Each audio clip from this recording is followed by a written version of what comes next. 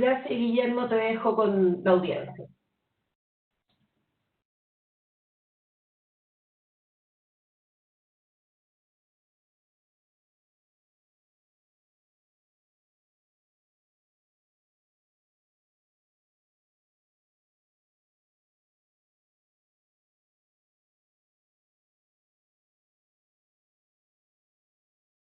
Entonces, dos fenómenos. El fenómeno del estallido social que analizamos la clase pasada, o la sesión pasada, más que clase, la sesión pasada, y en esta segunda sesión vamos a analizar la pandemia y la gestión económica de corto plazo, y en la tercera, del jueves próximo, vamos a tratar de tomar estas dos fuerzas telúricas muy potentes que están afectando a Chile y tratar de sacar algunas conclusiones de qué es lo que debiéramos esperar para los próximos 2 años y qué tipo de panorama se está abriendo frente a nosotros. Una primera cosa que me gustaría mencionar es que se escucha muy bajo. A ver. ¿Cómo se escucha ahí? ¿Estamos bien? Perfecto. Bien, si al principio, Guillermo, no estabas en silencio, pero ahora se escucha bien. Gracias. Okay. Entonces, bueno, si estaba en silencio, le agradezco por la presencia, y estamos entonces tratando de analizar la economía chilena en sus próximos 2 años, y con la esperanza de poder entender estas dos grandes fuerzas telúricas que van a estar marcando el devenir de Chile por los próximos 2 años, que son el estallido social y la pandemia. Respecto al estallido social, lo que vimos en la sesión anterior es que de alguna forma la oportunidad del estallido social era imprevisible, pero se puede entender, y el argumento que hicimos es que estructuralmente, no obstante que han habido progresos objetivos en materias económicas, persisten vulnerabilidades, persiste segregación y desigualdad en áreas de la vida que son importantes, y que de alguna forma, para corregir esas desigualdades, vulnerabilidades y segregación, se requieren tipos de intervención estatal que no son las tradicionales, y por tanto eso produce una tensión política, si ustedes quieren, porque la forma como los países desarrollados han resuelto estos problemas no es a través de los mecanismos tradicionales que Chile ha utilizado, y eso genera una tensión que es importante, que le cuesta de alguna forma asumir algunos sectores, y eso genera tensiones. Esta institucionalidad respecto de esos cambios no pudo adaptarse a tiempo por razones jurídicas, que tiene que ver con la rigidez de la Constitución, pero también había razones políticas y sociológicas más profundas, y por lo tanto, de alguna forma, me está diciendo que conecte la cámara, ahí va. De alguna forma eso ha dificultado la adaptación de la economía chilena a esta situación. Ahora, en lo coyuntural, hubo una mala gestión política del gobierno los primeros 2 años, que fue reforzando una creciente radicalización del movimiento de protesta. Lo que decíamos es que los movimientos de protesta radicales, como ha sido el estallido social, no son cosas que se fabrican de la noche a la mañana, se vienen incubando desde hace largo tiempo, y esa incubación fue de alguna forma, sin quererlo, imagino, siendo profundizada por errores de política del gobierno que fueron importantes, y que en esta perspectiva el proceso constituyente es el mecanismo que debiera aplacar tensiones en el corto plazo, y eventualmente, si lo hacemos bien y hacemos una buena discusión constitucional, ser un poco el camino de salida que Chile puede encontrar para retomar la senda del progreso económico para todos. Ahora, lo que vamos a ver ahora es que la pandemia altera un poco esta conclusión, porque la pandemia es un shock económico como no existe otro. Es muy distinto de shocks anteriores, y por lo tanto el tipo de respuesta de política que tenemos que tener tiene que ser también distinta. Entonces, cuando uno examina las respuestas de política, que lo vamos a ver, de hecho, las respuestas de política que ha ocurrido en el pasado son respuestas de política que se quedan cortas respecto a lo que hay que hacer ahora, precisamente porque la naturaleza de este shock es muy distinta. Entonces recordemos algunos shocks anteriores en los cuales la economía chilena ha estado seriamente afectada. Por ejemplo, los mayores, ¿no es cierto? Los de la gente de mi edad recordará la crisis del 82, ¿no es cierto? La crisis del 82 se caracterizó porque llegaron grandes flujos de capitales a América Latina, a Chile en particular. Teníamos tipo de cambio fijo, una muy mala regulación financiera, el crédito se entregó de forma muy poquito de interés. Y cuando viene el default de México, es decir, cuando México deja de pagar su deuda externa, empiezan a salir capitales de América Latina a raudales, empiezan a salir capitales de Chile, el Banco Central se queda sin reserva y hay que devaluar. Hace un poquitito más, fue justamente el 14 de junio, hace 2 días fue el aniversario de esa devaluación, que me quedó marcada en mi memoria porque yo estaba justamente estudiando para la prueba de aptitud académica y yo quería estudiar economía y fue una fecha muy marcante.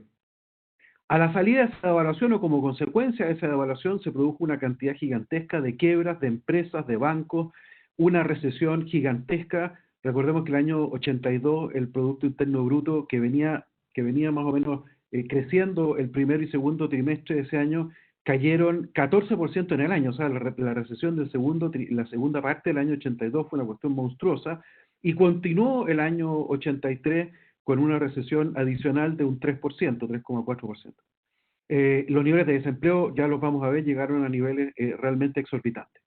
Sin embargo, esta crisis se caracteriza porque tiene un componente externo muy grande de flujos de capitales que entraban y salían, errores de política interna de parte de autoridades, de banqueros que fueron irresponsables, de empresarios que tomaron créditos con conflictos de interés.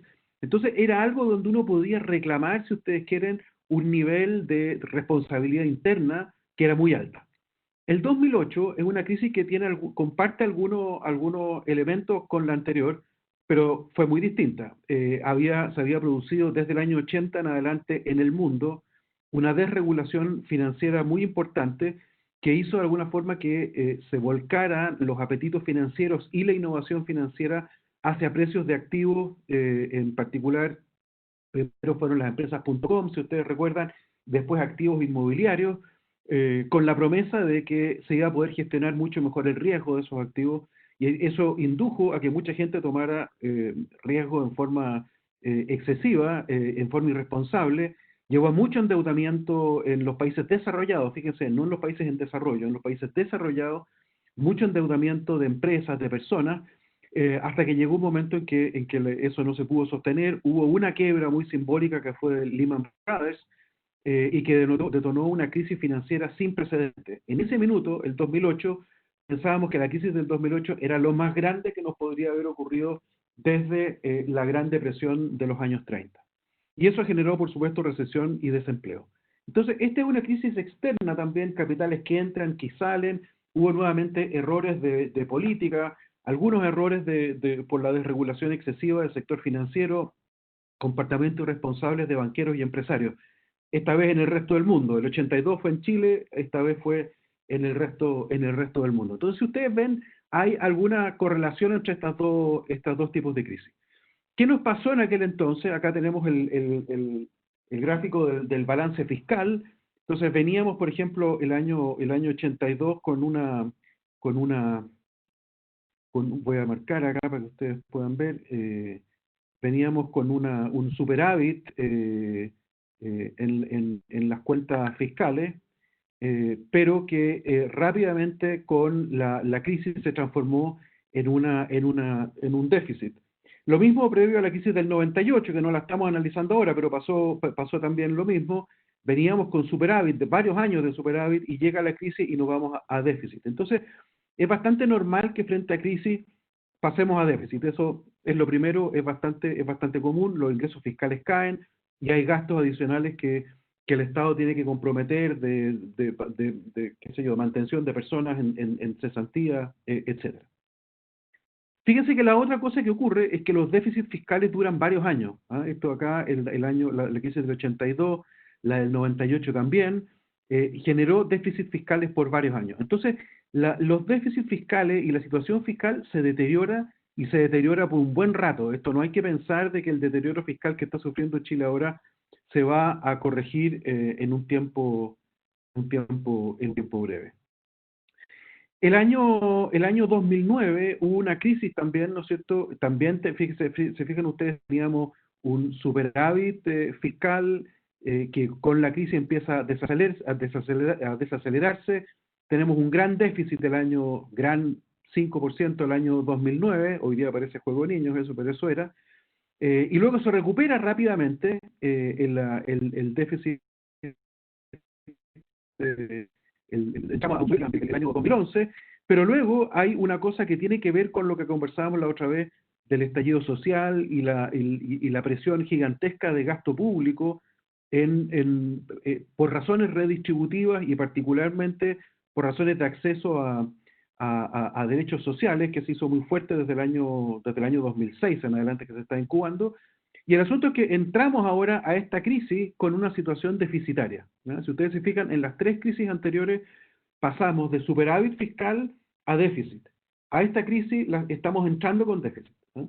Y tal como las otras va a durar un tiempo, durar un tiempo su recuperación. Esto no va a ser lento.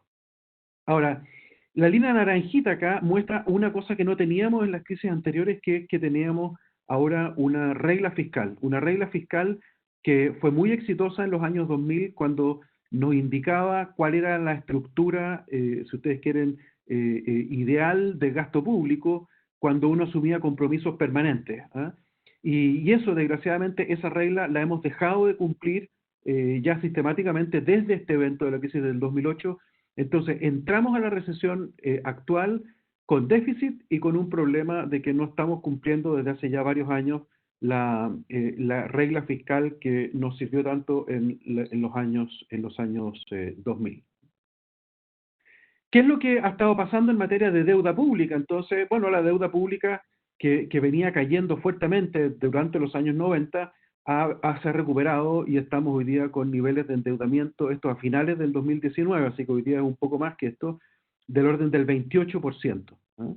Si fijan ustedes que el cambio de giro acá fue la crisis del 2008-2009, ahí se dio vuelta la tendencia y dejamos de desacumular deuda y empezamos a acumular deuda. Ahora, a niveles que todavía son perfectamente compatibles con niveles que tuvimos anteriormente, así que no hay por qué apanicarse, pero hay que efectivamente preocuparse porque estamos empezando a acumular deuda de manera importante. La deuda esta se compone, tiene del 27,9% que es el total de la deuda, hay un 5,7% que es deuda externa, todo el resto es deuda interna, es decir, deuda que han comprado inversionistas chilenos, van fundamentalmente compañías de seguro y AFP. Acá está el monto absoluto de la deuda, esto es relativo al Producto Interno Bruto, a mano izquierda. A mano derecha está la composición de la deuda, pero en términos absolutos, y ustedes ven en azul lo que es deuda interna, fundamentalmente deuda, como les decía, con inversionistas institucionales locales, y luego deuda externa, bonos que ha colocado el gobierno. Este año ya colocó un bono chiquitito por $2.000 millones, y hay otro muy pequeño que son préstamos que tienen otra lógica. El asunto es que estamos hoy día con un nivel de deuda que es del 27,9% del producto, y la deuda externa es un poquitito más de $12.000 millones de dólares. Ahora, entonces, ¿qué es lo que es propio de esta crisis que no tiene las otras crisis? Es que en el origen no hay un error de los gobiernos. O sea, yo no quiero particularmente defender la gestión que ha hecho este gobierno, pero yo creo que uno no puede decir que en la lógica del distanciamiento social y del confinamiento haya un error, ¿ah? Hay gente que dice que era mejor haber dejado que todo se ajustara, como de alguna forma lo han hecho los suecos, pero los suecos lo han hecho aceptando un nivel de tasa de mortalidad mucho mayor que la de sus vecinos escandinavos. Entonces, ¿podría haberse hecho distinto? Sí, pero hoy día tendríamos 3 veces más muertos que los que ya hay. Y hay que tener, hay que tener bastante solidez institucional para poder aceptar esa decisión. Suecia lo tiene, Chile no lo tiene. Entonces yo creo que en el origen, acá no hay un error del gobierno habiendo adoptado políticas de distanciamiento social y de confinamiento que tienen gran costo económico. Creo que ese no es el error. puede haber habido errores en que fue poco clara la respuesta política, fue confuso, fue excesivamente triunfalista, se demoraron en tomar algunas medidas, pero que había que tomarlas y que iba a tener un gran costo. Eso no hay ninguna duda que en ese sentido está bien hecho lo que se hizo. Para que tengan ustedes una idea del costo gigante que tiene este tipo particular de shock, hice este pequeño cálculo. Solo en el mes de abril la pérdida país, de ingresos al país es del orden de los 3.300 millones de dólares de menores ingresos para el país en su conjunto. En particular, el fisco de eso pierde 777 millones de dólares de menor recaudación, solo en el mes de abril.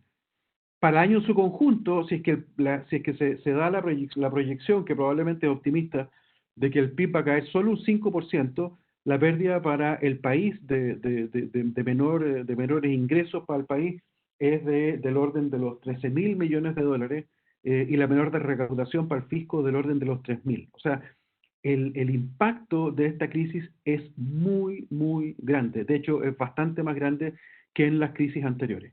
Por lo tanto, esto nos induce a pensar que el tipo de medidas que se tomen tienen que ser más fuertes, más decididas, más amplias, y en cierta forma, y esto es difícil de decir, pero en cierta forma creo que hay que plantearlo en esa forma, con un poco menos de preocupación por eventuales grupos de personas o de empresas que pudieran de alguna forma aprovecharse de alguno de estos instrumentos digamos, de estímulo que ponga el gobierno, porque justamente pagan justo por pecadores, pero el problema es que acá son tantos los justos que podrían pagar el pato por el abuso de algunos pocos, que creo que en ese sentido es mejor tener un poco de ser un poco menos exigente en ese tipo de restricciones. Vamos a conversar sobre eso en un segundo.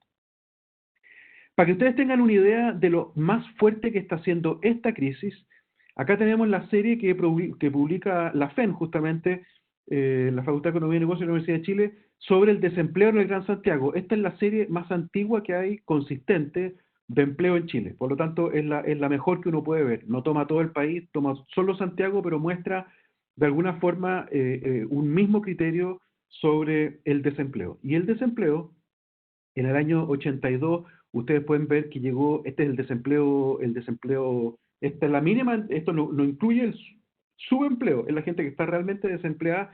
En la crisis del 82 llegó al 25% de la población. El 98 llegó a básicamente un 16% en Santiago. El 2008, un 12,5%, si ustedes ven, veníamos como mejorando. Bueno, hoy día ya estamos en 15,6% en la última medición que salió hace un poco más de un mes.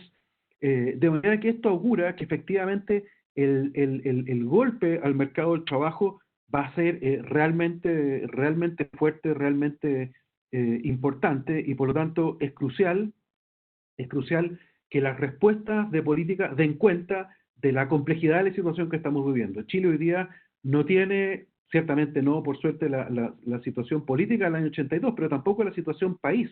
Entre el 82 y ahora el Producto Interno Bruto pasó de $2.000 per cápita a 15.000, 16.000 dólares per cápita. Entonces es una sociedad más compleja esta, una sociedad más rica, es una sociedad que donde la gente tiene más conciencia de sus derechos. Entonces no es tan fácil llegar y plantearse o replicar instrumentos que se han utilizado en el pasado maquinalmente hacia el futuro. Entonces, esta crisis no se asocia a un comportamiento irresponsable de los bancos, tampoco a un optimismo irracional de los traders financieros, tampoco a grandes errores de política pública. Es una crisis inducida por el gobierno para minimizar riesgo de muerte. Y esto yo creo que políticamente y éticamente ciertamente cambia un poco las cosas. Esto es el propio gobierno que está en cierta forma tomando medidas por nosotros, ciudadanos que estamos dispersos en la sociedad, para impedir que nosotros nos contagiemos uno con otro o para minimizar los riesgos de contagio. Pero esto cambia también mucho la lógica de las políticas públicas, porque efectivamente es un confinamiento que está llevando a personas a que pierdan su empleo, que pierdan sus fuentes de ingreso, a empresas a que quiebren, y por lo tanto eso es realmente preocupante. Entonces, discutamos primero desde la perspectiva de las personas y familias, qué es lo que qué es lo que está pasando. Entonces, recordemos la realidad de las familias chilenas. Las familias chilenas, voy a mostrar 4 gráficos acá, que son las que van a estar enfrentando, ya están enfrentando esta crisis, son familias que muestran acá en la mano izquierda que tienen una tasa de empleo, en particular de la mujer, que es baja. ¿Ah? O sea, la tasa de empleo en Chile comparada con el resto de los países, de los países de la OCDE que estamos mostrando acá, tiene una tasa de empleo baja y particularmente baja en el caso de la mujer. Esto quiere decir que a través del tiempo, la capacidad de las familias chilenas de haber ido acumulando activos financieros, de poder haber ido ahorrando, es reducida. Esa es una primera cosa. Las familias no tienen grandes espaldas financieras para poder enfrentar un shock prolongado, porque este shock, dicho sea de paso, además, lo más probable es que sea prolongado, va a durar un buen tiempo. La segunda cosa que me gustaría mostrar a mano derecha es que Chile se caracteriza por tener muchísimo trabajo temporario, muchísimo más que los países de la OCDE, y esto quiere decir que ha habido regularmente a través del tiempo una mayor precariedad laboral. Y eso tiene implicancias de redes, de contactos, tiene implicancias de capacitación, tiene implicancias de efectividad, de eficacia, de productividad, si ustedes quieren, de los trabajadores, que es importante de tener en cuenta. Lo tercero es que se vive en Chile, hay un porcentaje de la población importante que vive en condiciones de hacinamiento. Hay un 7,3% de las viviendas en Chile donde las familias viven en condiciones de hacinamiento. El hacinamiento, según el censo, que es el gráfico que está a mano arriba, acá a mano derecha arriba, el hacinamiento del censo lo define como aquellas familias donde en una habitación viven 2,5 personas o más. Y el hacinamiento extremo es donde viven 5 personas o más en la misma habitación, no en la misma casa, en la misma habitación. Entonces yo hice un cálculo que no le pido que lo entiendan ahora, pero puse las ecuaciones ahí a mano izquierda para que ustedes después lo puedan revisar. Entonces lo que estamos hablando es que en Chile probablemente viven entre 1,5 y 2,5 millones de personas en condiciones de hacinamiento. Esto quiere decir que para poder soportar condiciones de confinamiento estricto como lo han tenido otros países, tendríamos que someter a un porcentaje bastante grande, o sea, más del 10% de la población probablemente, a unas condiciones de vida extraordinariamente complejas por las condiciones de hacinamiento que viven. Esto quiere decir que hay que buscar alguna forma, yo no soy experto exactamente en cómo hacerlo, pero sí levanto el problema de que hay más de un 10% de la población chilena que su capacidad de resistir un confinamiento prolongado es muy compleja. Hay que ver cómo eso se maneja. Sobre todo, y acá pongo el gráfico de la mano derecha abajo ahora, es que Chile es un país donde desgraciadamente, como lo muestran muchos eventos en el pasado, además existe mucha violencia intrafamiliar o bastante violencia intrafamiliar, en particular respecto de la mujer, y por lo tanto el confinamiento al cual se somete eventualmente a las familias, producto para evitar la muerte, es un confinamiento que puede tener implicancias complejas desde el punto de vista de la violencia intrafamiliar, en particular respecto de la mujer. Otra cosa que parece importante es que las familias no solo no han acumulado muchos activos, sino que también, por el contrario, lo que han hecho es acumular deuda. Por suerte, la deuda informal que estoy mostrando acá a mano derecha, en particular en los estratos de ingresos más bajos, la deuda informal ha caído.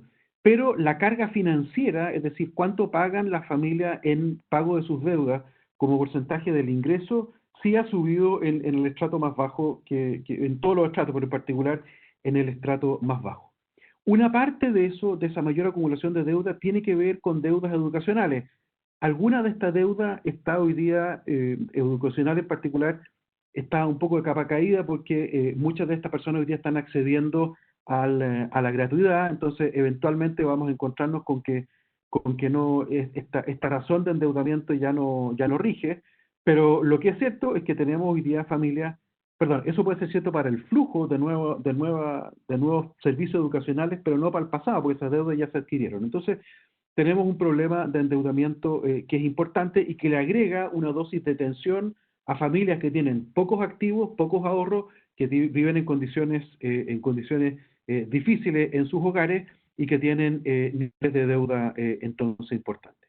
Y además las condiciones de generación, de búsqueda de trabajo se han deteriorado mucho. Acá, por ejemplo, acá a mano arriba, a mano derecha, voy a referirme solo a este gráfico. El índice de vacantes en distintas ciudades de Chile, Antofagasta, Valparaíso, Concepción, Temuco y Santiago, que publica el Banco Central, ha venido sistemáticamente a la baja. Acá hay un número muy alto al inicio de los años 2010, porque fue el terremoto y había el boom del cobre, entonces ahí había una creación de empleo muy alta, pero de ahí en adelante ustedes ven que esto ha venido desacelerándose de forma sistemática fuerte, y por lo tanto ahí tenemos un problema de generación de empleo. Entonces, la situación social en la cual se encuentra la familia chilena para poder enfrentar un shock permanente es realmente compleja. Este gráfico lo hice, este cuadro y estos cálculos los hice antes del acuerdo nacional que llegó antes de ayer. Decidí mostrárselo simplemente porque creo que el acuerdo tiene un cambio de tono que es importante. Hasta antes del acuerdo, las tasas de reemplazo, por ejemplo, en el acceso al Fondo Solidario, el Seguro Cesantía, eran decrecientes. Se pasaban, por ejemplo, en el caso del contrato indefinido, de un 70% de tasa de reemplazo el primer mes, 55%, y al mes 5 ya estábamos en 35% de tasa de reemplazo del seguro cesantía. Y la verdad es que en las condiciones anteriores, prácticamente la carga financiera era ya el 30%. Entonces, la verdad es que no había demasiado sentido en esos números. La lógica con la cual se habían construido estos parámetros, esto fue en el primer paquete del mes, de hace un mes y medio atrás, la lógica era generar condiciones para que la gente salga a buscar trabajo, pero sabemos que esto es imposible hoy día por las condiciones que estamos hablando. De manera que el acuerdo nacional que se llegó este fin de semana, yo creo que logra cosas importantes, primero porque cambia los horizontes son más extensos, se crea este vehículo especial para financiar gasto público con más flexibilidad y por lo tanto se potencia el ingreso familiar de emergencia en las condiciones que están señaladas ahí. Hay algunos detalles en los cuales hay que tener cuidado, ¿no es cierto? Hay algunas cosas que todavía no están bien definidas. Ayer el ministro aclaró, por ejemplo, que este monto parejo por persona que tiene el ingreso familiar de emergencia, no es que el Estado vaya a poner 100.000 pesos, sino que el Estado va a pagar hasta 100.000 pesos por persona en una familia de 4, en la medida que la familia pueda tener ingresos por otro lado. Entonces, si una familia tiene ingresos por 80.000 por persona en su hogar, lo que el Estado va a poner son los 20 que sobran para llegar a los 20.000 por persona, es decir, va a poner 80. Pero eso fue una precisión que hizo ayer el ministro. En todo caso, hay un cambio, yo diría que es importante, se alargan los plazos, se fijan, se indexa la entrega del beneficio a la situación sanitaria, que me parece que también es importante. Es decir, no estamos con un número fijo definido ex ante por la autoridad fiscal, sino que se está diciendo es que vamos a ir revisando esto en la medida que la autoridad sanitaria así lo requiera. Y el nuevo ministro de Salud, lo primero que hizo, y me parece que es importante también, es que cambió el horizonte del confinamiento. Antes teníamos, ustedes recuerdan, eran horizontes semanales que no generaban demasiada claridad en lo que la gente tenía que hacer, cuáles entraban, cuáles salían, era una confusión, había que estar pendiente de lo que dijera el ministro en sus reuniones de los días miércoles. En cambio, hoy día el ministro París lo que dijo inmediatamente, todo junio, esto es confinamiento, eso ayuda a planificar mejor, ayuda a que la gente entienda mejor las políticas, y de alguna forma da a entender de que los criterios sanitarios van a tener una preponderancia mayor, y a lo cual se van a ir ajustando los acuerdos, ayudas fiscales a las personas que lo necesitan. Hay un segundo cosa importante en esta materia, que es que la ley de protección al empleo, que antes también tenía duración muy cortita, eran 5 meses máximo, y con un, como decía, tasas de reemplazo que eran decrecientes, ahora se fija una tasa de reemplazo mínima del 55%, antes había un tope de 70 y un mínimo de 30, hoy día dice como mínimo es 55% a la gente que tenga acceso al seguro de cesantía, como mínimo 55% y con un plazo que tiene que ser equivalente a los que tenga el IFE anteriormente descrito. Entonces, por lo tanto, nuevamente se indexa el beneficio a la gravedad de la pandemia y eso me parece que es una buena cosa. Respecto de las empresas, el problema es que las empresas hoy día enfrentan un problema muy grave de liquidez, ¿no es cierto? Las empresas no están pudiendo vender, no pueden producir, no pueden vender por una orden de la autoridad sanitaria, no es porque ellas no quieran, no es que hay irresponsabilidad o falta de calificación, es que el gobierno está diciendo usted no puede ni trabajar ni producir. Y evidentemente que estos problemas de liquidez pueden comprometer la solvencia, pueden quebrar estas. Es tan masivo el problema que la cantidad de empresas que pueden entrar en cesación de pago y en quiebra puede ser muy alto y eventualmente eso puede dificultar la recuperación posterior, ¿no? Y por lo tanto hay que tener cuidado con cómo tratamos el tema de la quiebra de empresas, porque si son muchas las empresas que quiebran, la recuperación posterior va a ser lenta porque las personas que vayan a haber quebrado van a estar tratando de resolver los temas de su quiebra, no van a poder emprender y eso genera con esta masividad que estamos viendo hoy día un problema para la recuperación posterior que es importante. Aquí saco a colación una tesis muy famosa de la destrucción creativa de Schumpeter de los años 30, 40, y que retomó hace algunos años atrás Ricardo Caballero, economista chileno de MIT, que básicamente llamaba el efecto limpieza de las recesiones. En las recesiones, habitualmente el sector productivo se limpia, aquellas empresas que son más ineficientes de alguna forma salen porque no logran enfrentar bien la crisis que enfrentan, y son reemplazadas por otras que permiten una especie de limpieza, ¿no es cierto? Y eso hace que las economías crezcan mejor en el futuro.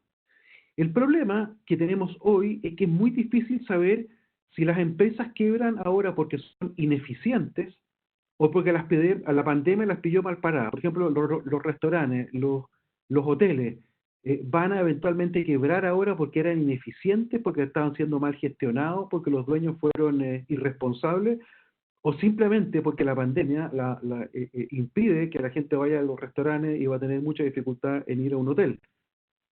Entonces, es bien difícil cómo manejar esto, porque no es simplemente dejar que la recesión, como en otras recesiones, haga su efecto limpieza.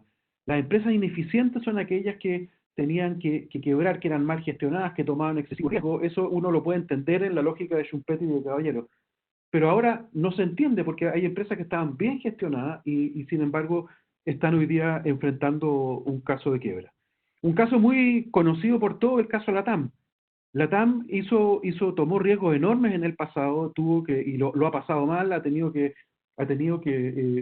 asumir que ingresen accionistas nuevos, entró Delta en algún minuto, después entró Qatar Airways, los controladores originales se han ido diluyendo. Entonces, efectivamente, una empresa que en su minuto tomó mucho riesgo, uno diría.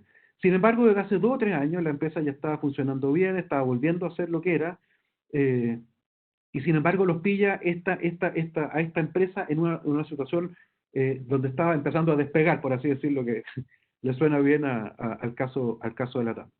Entonces, lo que hay que tener cuidado es que si la creación de empresas es lenta a la salida, porque la incertidumbre es alta y las quiebras son masivas, entonces la destrucción masiva de empresas podría llevar a que nuestra recesión no sea tan corta y que sea más larga. Por lo tanto, hay que probablemente tener una lógica de apoyo a las empresas que es distinta que la que tendríamos en una recesión normal, por ejemplo, la que tuvimos el año 2008. La próxima más eficiente de las empresas o más cercana de las empresas que eran eficientes, que estaban gestionando bien su empresa, es las que tenían acceso al crédito antes de la pandemia. Las que ya tenían acceso al crédito, que estaban siendo bien servidas por sus bancos, son empresas que probablemente ameritan el beneficio de la duda respecto de si pueden o no seguir funcionando y acceder a los beneficios tributarios. Ahora, el Estado lo que ha hecho básicamente es que ha provisto garantías pero básicamente con una cobertura parcial. Ahí está la tasa de utilización por tipos de empresa. En principio, cuando uno lo mira desde esta perspectiva, parece bien, pero el problema es que se otorgó y esto no está realmente mejorado en el acuerdo, y yo espero que se pueda mejorar en el acuerdo. El problema que estamos teniendo hoy día es que las empresas se les está entregando el FOGAPE, y el FOGAPE lo que hace que el banco tome parte del riesgo de la empresa.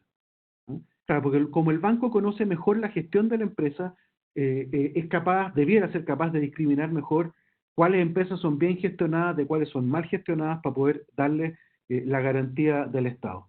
Eso se entiende bien en casos normales, pero como este es un caso anormal, y por eso que insistí tanto en la anormalidad del caso original, hoy día a un banco le cuesta mucho decidir si que un restaurante o un hotel, sus perspectivas son malas porque en realidad está mal gestionado, o porque en realidad la pandemia a lo mejor impide que el restaurante funcione, ¿no?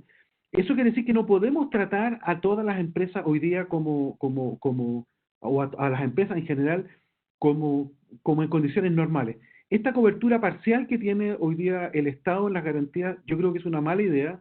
Creo que hay que extender las garantías, que es lo que han hecho por lo demás la mayor parte de los países desarrollados. Lo que han hecho son extensión de garantías prácticamente hasta el 100%, no para los créditos existentes previamente, pero sí para los créditos de liquidez que se van a entregar hoy día. Eso favorecería además una cosa bien importante, que favorecería la velocidad de entrega de los créditos.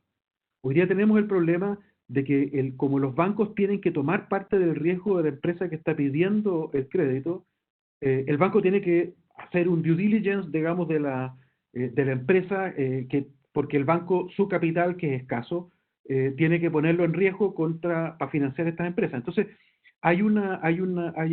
eso es incompatible, creo yo, con una entrega rápida de los créditos que permita que, los problemas de liquidez no se transformen en problemas de solvencia. Acá están algunas otras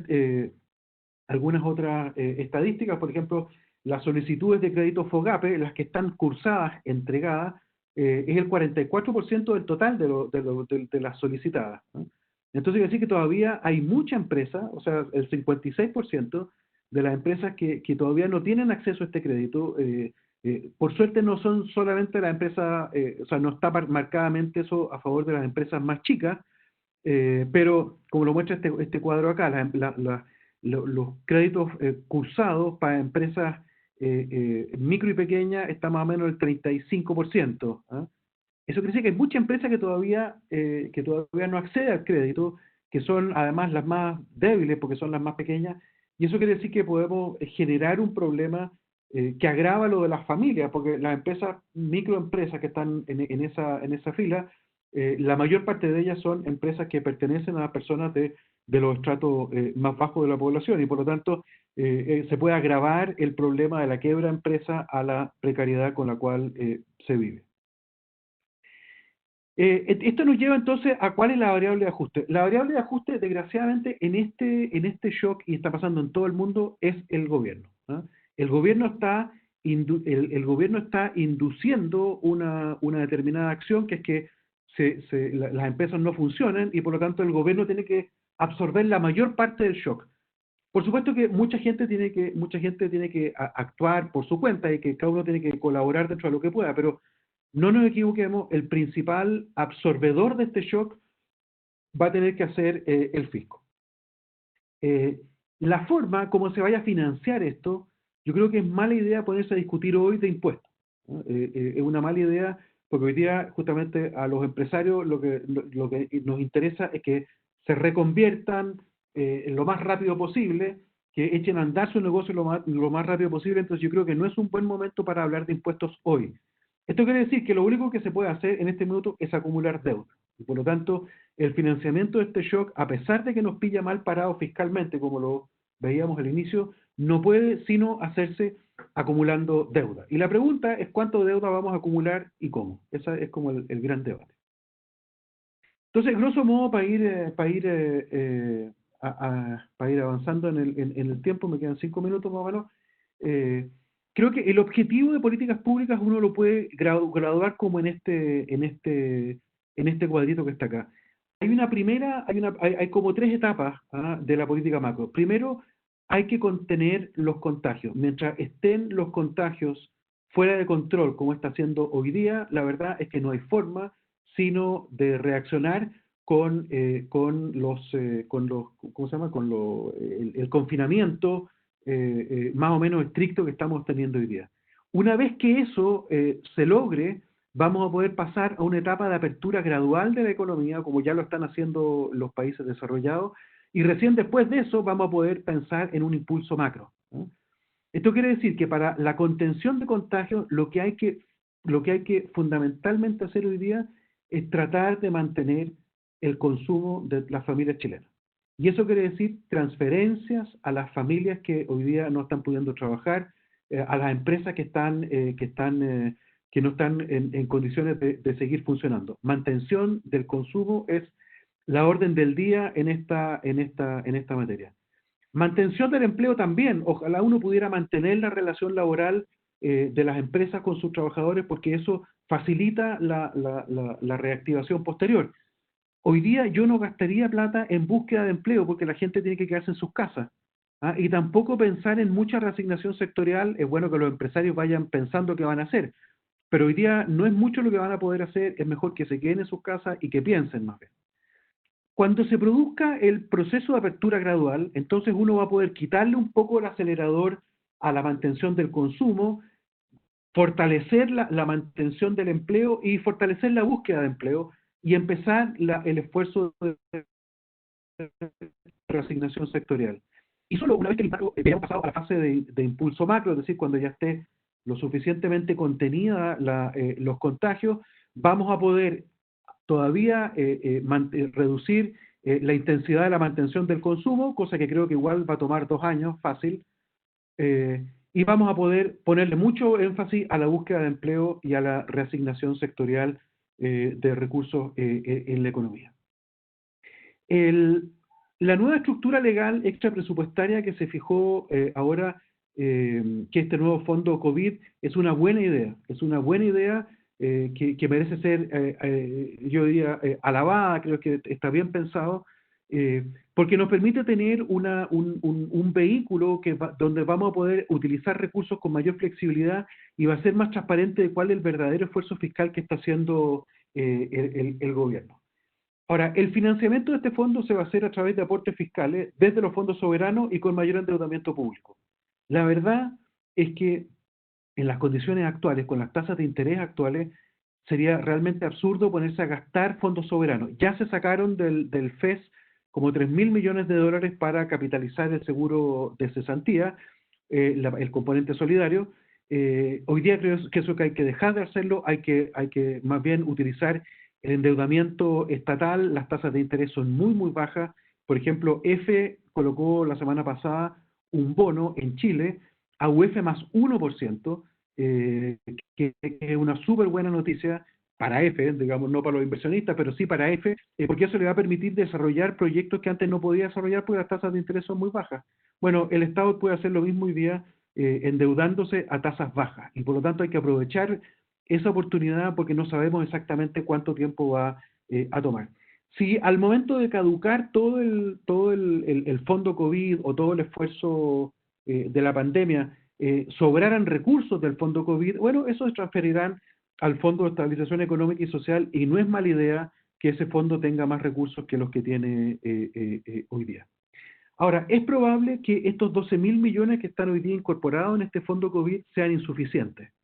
Un cálculo simple es que si las tasas de reemplazo del 55% del seguro de cesantía se extienden por 6 meses, eso cuesta aproximadamente un 1,9% del PIB.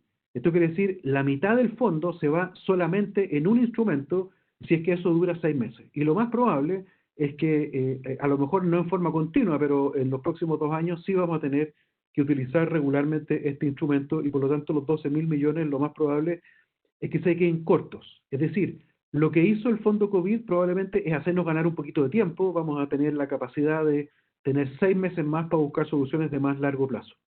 Mientras tanto, hay que emitir deuda. Hoy día la deuda interna es del 14,1% del producto, la externa del 5,7%. Lo más probable es que nosotros debiéramos comenzar a emitir más deuda, quizás más externa que interna, pero también hay inversionistas institucionales que requieren deuda local, de manera que a lo mejor tiene que ser una mezcla de ambos, y probablemente uno debiera pensar en que debiéramos emitir deuda más o menos del orden al 10% del Producto Interno Bruto.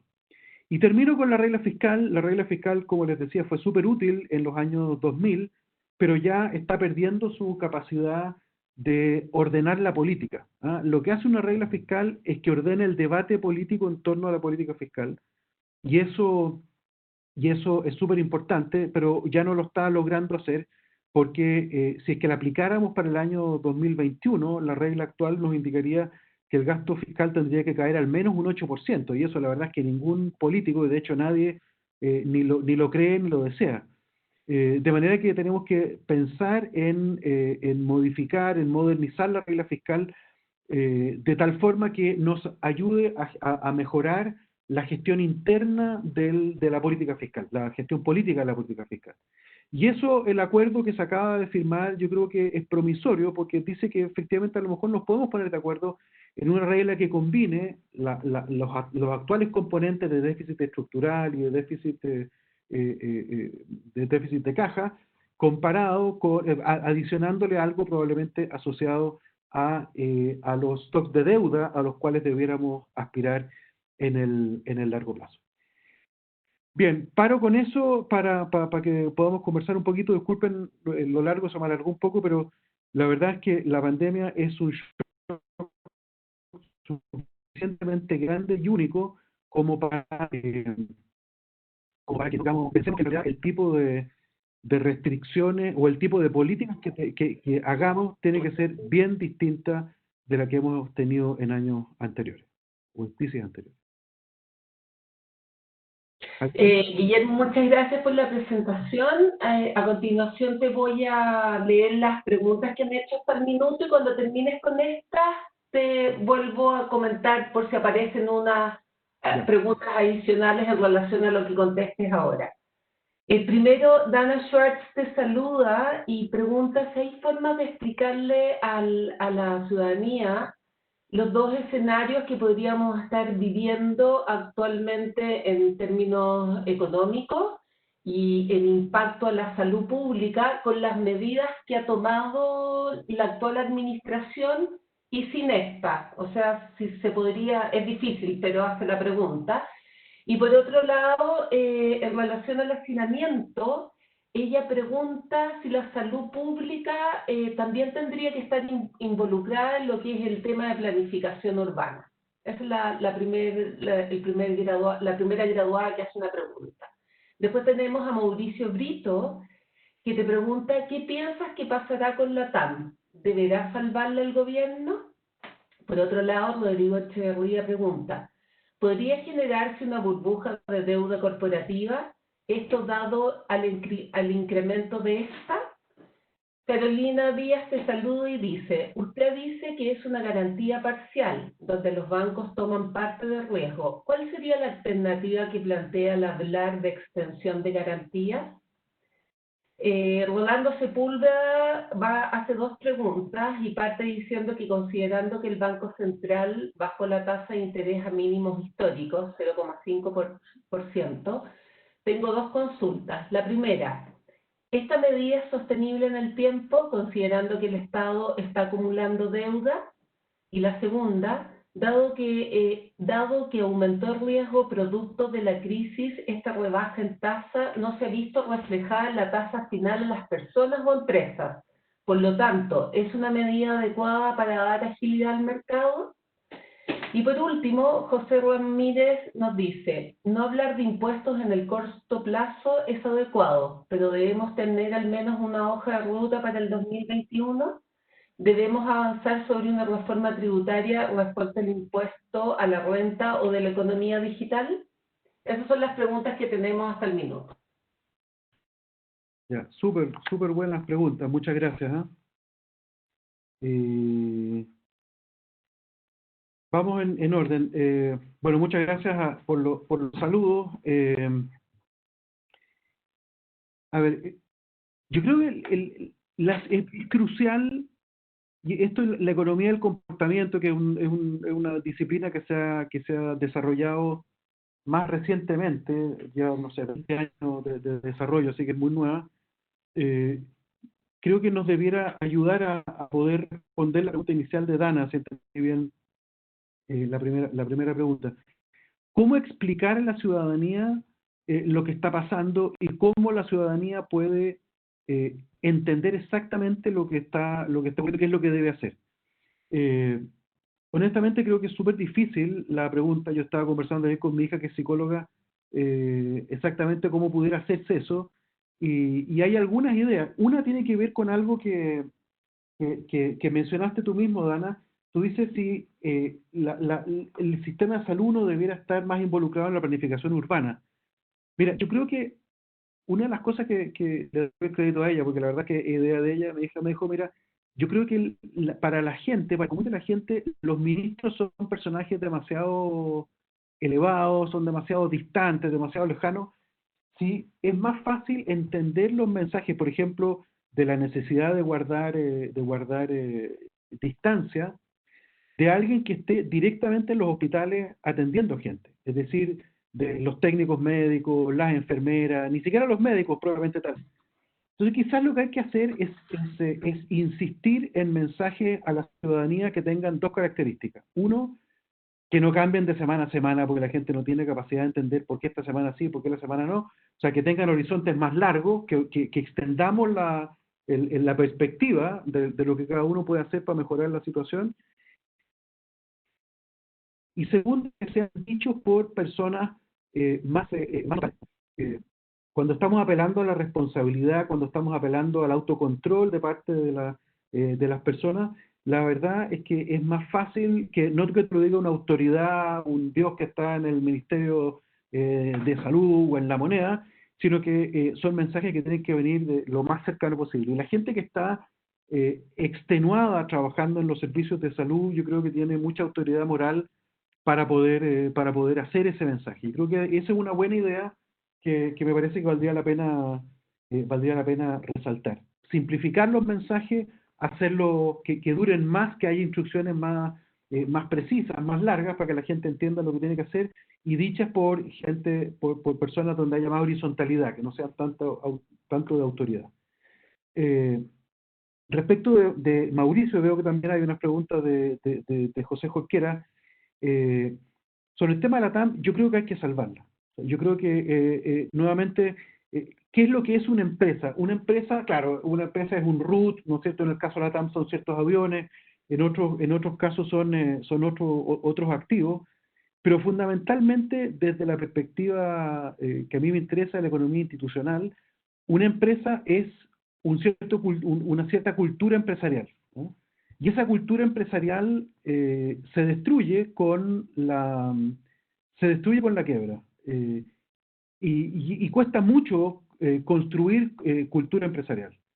Uno puede tener un montón de críticas a la gestión de la TAM en un montón de cosas, o sea, la gente que ha alegado por abusos de los consumidores, por rechazos de vuelo, eso es verdad, y habrá que gestionarlo en su propio mérito, pero de que ahí hay un capital empresarial, una capacidad organizativa que existe, yo creo que sería bien absurdo dejarla pasar por una cosa que no tiene que ver con la empresa. Insisto, este es un shock que no tiene que ver con la empresa, es un shock externo que le está pasando a todas las empresas del mundo. Entonces yo creo que hay que buscar una forma de salvar a la TAM. Ahora, salvar a la TAM es salvar a la empresa, no es salvar a los accionistas. Los accionistas tendrán que ponerse con capital, tendrán que diluirse, tendrán que aceptar que eventualmente el Estado entre en la propiedad. En muchos casos el Estado ha entrado en la propiedad. Alemania entró en la propiedad de Lufthansa. Hay otros países que han hecho algo parecido. Francia ya es accionista y Holanda, ambos son accionistas del France KLM. A lo mejor esa es una solución. Habrá que examinarlo en su mérito, pero creo que lo que no podemos hacer es ponernos anteojera o limitarnos el marco digamos, y ponernos sacarnos, digamos, instrumentos potenciales por razones ideológicas. Yo creo que eso es una mala solución. Puede que no sea la mejor idea de que el gobierno entre a ser accionista a la TAM, habría que discutirlo en su mérito, pero no hay que descartar el debate a priori. Tal como tampoco hay que descartar, en la última pregunta respecto al tema tributario, me parece muy bien esta idea de tener una hoja de ruta tributaria. En esa hoja de ruta creo que uno tiene que debatir todos los temas. Tú mencionaste, interesante esto de la economía digital. Hay varios países que están hoy día reposando parte del ajuste que van a tener que hacer en impuestos a la economía digital. Francia, por ejemplo, lo está haciendo en forma importante. Eh, Hay otros países que están discutiendo los temas del impuesto al patrimonio. El impuesto al patrimonio es un impuesto bien antiguo. En la crisis de los años 30, un gran economista y súper clásico por lo demás, británico, Pigou, él mencionaba que para resolver los problemas de endeudamiento excesivo de Gran Bretaña, producto de la gran recesión y de las guerras, él propuso poner un impuesto, pero por una sola vez. Esto es un detalle importante, un impuesto a la riqueza, pero por una sola vez, un impuesto al patrimonio por una sola vez. Yo creo que esos temas hay que discutirlos. Me parece me parece que es absurdo no discutir esos temas. Puede que te guste más o te guste menos, pero la verdad es que es un instrumento que es importante y yo creo que en esa hoja de ruta debiera estar la discusión también de ese impuesto. Yo no creo que haya un problema con la deuda corporativa, con la burbuja, porque las burbujas tienen que ver tienen que ver con un expectativa de que van a ser crecimientos activos. Y hoy día la verdad es que no veo cómo podría armarse una cosa como esa. Claro, es verdad, hay algunas empresas que están aprovechando las bajas tasas de interés para emitir deuda. Está bien, eso efectivamente así. Eh, pero eso no tiene tanto que ver depende de qué es lo que estén haciendo las empresas con esa deuda. A mí me da la impresión de que la mayor parte de las empresas en estas condiciones, más que financiar incrementos poco realistas de capacidad productiva, deben estar probablemente refinanciando otras deudas más caras que tenían. Y eso no es malo, ¿ah? Creo que eso les ayuda, si se puede hacer, no es mala idea. Y respecto de las tasas de interés respecto a las garantías, la garantía parcial. Sí, primero lo que están haciendo muchos países es que la garantía es por el 100% del crédito nuevo. ¿Ah? Entonces, aquellos créditos COVID, digamos, los créditos COVID debieran tener una garantía del 100%. Eso es lo primero. Eh, si se quisiera que el banco tenga un skin in the game, que tenga una parte que tome algo del riesgo, la forma de hacerlo no es a través de que tome el riesgo de la empresa A y el riesgo de la empresa B, sino que tiene más sentido mutualizar la cartera. ¿Ah? Yo tengo, 500 empresas a las cuales les voy a dar crédito, entonces la garantía, más que por la empresa A y por la empresa B, debiera ser, digamos, si no quieres ir al 100%, haz un poquitito más abajo, por el 90% o sea, mucho más que lo que es hoy día, 90% del crédito, pero además por la totalidad de los 500 créditos, ¿ah? No uno a uno, el uno a uno es lento, la empresa tiene que revisar los papeles de cada una, eh, eh, y además en cambio la mutualización lo que te permite es pensar, entre comillas, como en las propiedades estadísticas de una cartera amplia. Y yo puedo tener paquetes de 500 empresas o 1000, no sé cuántas, que sean muy diversificadas y que permitan, por lo tanto, que los riesgos de alguna forma se compensen, tal como va a haber algunas empresas que van a pagar poco, van a pagar bien, y por lo tanto, como es impredecible saber cuál va a ser, porque el shock se está evolucionando, está pasando en estos minutos, me parece que es mejor pensar en carteras colectivas, en garantías colectivas, que en garantías uno a uno y con mucho mayor cobertura que el 60% tiene que ser mucho más cercana al 90%. Y sobre las tasas de interés, ahí tiene un punto, ¿no es cierto?, importante, Rolando, que es que hay que ver cómo se hace que las tasas de interés, a las empresas le lleguen en condiciones en condiciones mejores. Al menos las tasas con garantía COVID debieran ser a tasas muy bajas, pero para el resto de los créditos que no son COVID es bien difícil que las tasas sean más bajas de lo que son hoy día.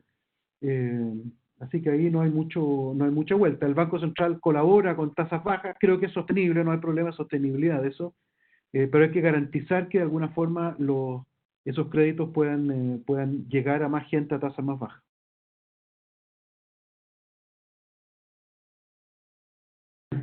Ahí. Guillermo, ahí llegaron más preguntas, ¿te las leo? Sí, dale, dale.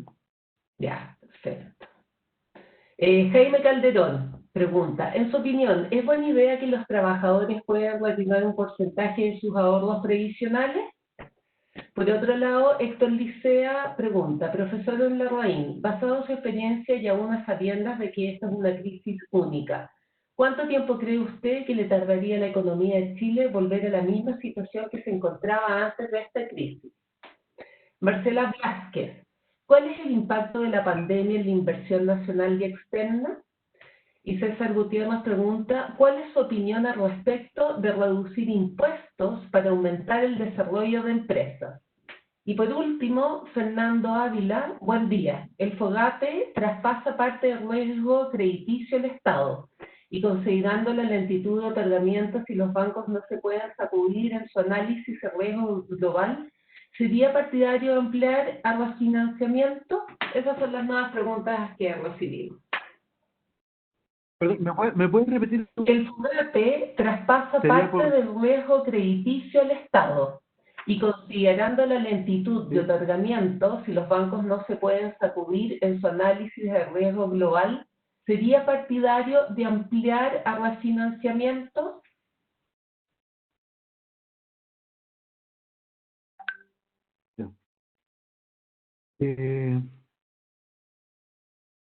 Sobre el primer punto, las personas saquen el ahorro previsional, lo haría solo en una figura, y solo en una, que es que si tú sacas 100 de tu cuenta, el Estado ponga un bono por 100. Es decir, que en el fondo sea una forma distinta de endeudamiento de muy largo plazo, una especie de bono de reconocimiento nuevo, que se le pudiera agregar a la cuenta de la persona, pero que el monto de esa cuenta no cambie. Es decir, yo puedo sacar 100, pero siempre y cuando el fisco ponga 100 en la cuenta. Si no, francamente, vamos a estar agravando el problema previsional que, por supuesto, amerita una discusión en sí misma. Pero eso sería el único escenario en que lo haría. Esta crisis, quiero insistir en el principio, tiene que ser de cargo del fisco en lo fundamental. Y sacar el poco ahorro que la gente tiene para financiar un problema que es del fisco, me parece que es absurdo. Entonces, o sacamos plata, si sacamos plata de las cuentas individuales, que sea contra un bono de reconocimiento nuevo, pero si no, no. Ahora, Héctor, ¿cuánto durará y cuánto la recuperación? Creo que les mostré un gráfico la semana pasada. Tenemos la perspectiva, ¿no es cierto?, es que la pandemia dure, pero por lo menos 2 años, y con mucha incertidumbre, tal como está pasando hoy día, por ejemplo, en Pekín, en Beijing. Ahora acaba de haber estaba supuestamente controlada la situación en China y apareció un nuevo brote. Entonces, el problema es que no tenemos incertidumbre respecto de cómo se comporta este bicho, de cómo se transmite, de cuánto dura, es muy difícil. Entonces yo creo que vamos a vivir un periodo largo, que yo creo que hay que esperar a que sea por lo menos 2 años, en que vamos a tener como idas y venidas. Va a haber de repente va a aparecer un brote en alguna parte, va a haber que hacer confinamiento, va a haber que luego ver cómo se reabren las economías. Entonces yo creo que es bien difícil prever cuánto va a volver esto, pero yo creo que por lo menos 2 años, no veo que antes. El desarrollo de las vacunas, como les comentaba creo la semana pasada, el desarrollo de las vacunas pero fácil, toma 18 meses, básicamente. Porque no es solo descubrir la vacuna, como estamos, cuando supuestamente se descubra la vacuna, va a ser con un nivel de testeo en seres humanos que es relativamente bajo. Hay algunas empresas que están recién ahora empezando a hacer testeo en seres humanos, pero no está muy claro si es que va a haber suficiente testeo como para garantizar que efectivamente el bicharraco no aparece de otra forma distinta. Y después hay otros temas que tienen que ver con las patentes, que muchas empresas van a con con las vacunas. Los que están hoy día desarrollando las vacunas son empresas más bien chicas, no son las grandes farmacéuticas. Van a tener que desarrollar mecanismos de distribución. Estamos hablando de 6.000 millones de dosis al menos, y por lo tanto, y son 6.000 millones, y van a haber muchas vacunas, no se va a saber si la vacuna A es mejor que la B. Entonces, hay una incertidumbre que yo creo que nos va a acompañar por lo menos por 2 años, y por lo tanto las medidas de distanciamiento social, aun cuando no sean tan drásticas como hoy día, vamos a tener que aprenderlas, vamos a tener que incorporarlas dentro de nuestros modelos de negocio, los restaurantes, los aviones. eh, Vamos a tener que tener lógicas de distanciamiento social que antes no existían, ¿eh? Ahora, sobre el tema de la inversión, bueno, la inversión, el problema es que seguramente se ha caído como muy fuerte, y no sé si hay que financiar o inducir impuestos. Yo en este caso particular no me parece que sea una mala idea. En particular, por ejemplo, el paquete del gobierno traía un componente de depreciación acelerada, que no es estrictamente impuestos, pero en cierta forma sí, porque te permite depreciar los activos y por lo tanto reducirle tu carga tributaria. A mí no me parece mal eso en estas circunstancias, porque creo que lo que hay que tratar de evitar es que nos quedemos todos sentados en las graderías sin saltar a la cancha, ¿no? O sea, el susto de que la cancha se puso peligrosa nos ha llevado a todos a situarnos en la gradería, a mirar cómo se desarrollan las cosas, y la verdad es que el fútbol necesita jugadores, y yo creo que el incentivo a que la gente vuelva a la cancha es un incentivo que hay que, en estas instancias, promoverlo. Tiene costo fiscal, pero ya les dije que es parte del problema, es que el fisco es el buffer acá, y no me parece mal que así sea. Creo que ahí respondía a Marcela y a César. Y por último, el FOGAPE, no entiendo bien si tú te estás pensando en que en lugar que una especie como de reestructuración de las deudas, probablemente a lo mejor no tenga que a lo mejor llegar a cosas como esas, ¿eh? La verdad es que no lo había pensado, pero a lo mejor hay que pensar en algunas formas de reestructuración de deuda. eh, eh, eh, a lo mejor no es una mala idea, la verdad es que no lo había pensado, pero creo que sería útil darle una vuelta a esa idea. Muchas gracias, Guillermo, por tan interesante presentación. Muchas gracias a todos los asistentes. Recuerden que los esperamos el jueves a las 9:30 con la última sesión, que es cómo salimos de esto, corrígeme, coloquialmente, cómo salir de la recesión. Y después, cuando terminemos, los invitamos por favor a contestar una pequeña encuesta para ir mejorando estas instancias. Y por último, recalcar que la grabación de esta charla la vamos a mandar probablemente mañana por email a toda la gente que se inscribió. Que tengan un excelente día y nos vemos el próximo jueves a las 9:30 de la mañana. Muchas gracias. Gracias, Guillermo. Adiós, que tengan.